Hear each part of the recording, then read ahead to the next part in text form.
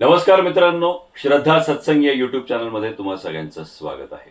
आज आहे पुत्रदा एकादशी. काय आहे या एकादशीचं महत्त्व, या एकादशीची कहाणी काय आणि हे पारण कसं करतात ते आता आपण जाणून घेणार आहोत. चला तर मग सुरुवात करूया आजच्या कथेला.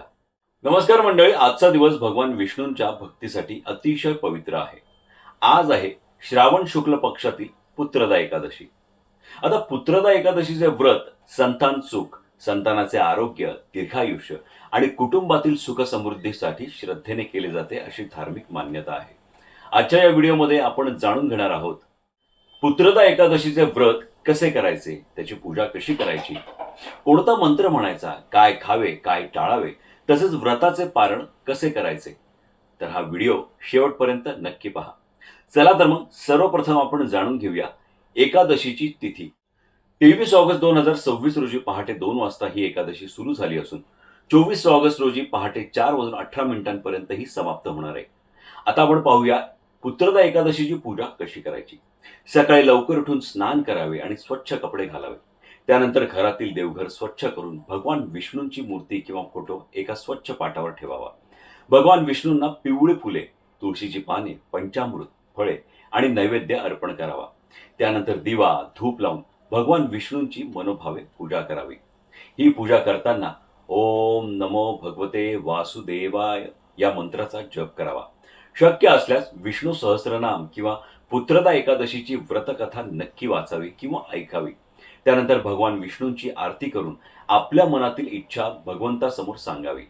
आता सर्वात महत्त्वाचा प्रश्न, एकादशीला काय खावे.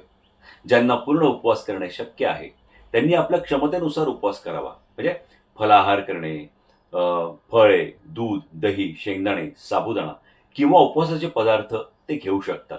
मात्र उपवास करताना आपल्या आरोग्याची काळजी घेणेही तितकेच महत्त्वाचे आहे.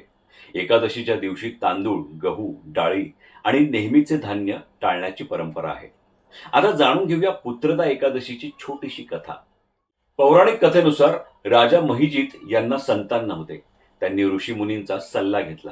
त्यांना पुत्रदा एकादशीचे व्रत श्रद्धेने करण्यास सांगण्यात आले. राजाने आणि राणीने भक्तिभावाने हे व्रत केले आणि धार्मिक मान्यतेनुसार त्यांच्या जीवनात सुखद परिवर्तन झाले आणि त्यांना संतान प्राप्ती झाली.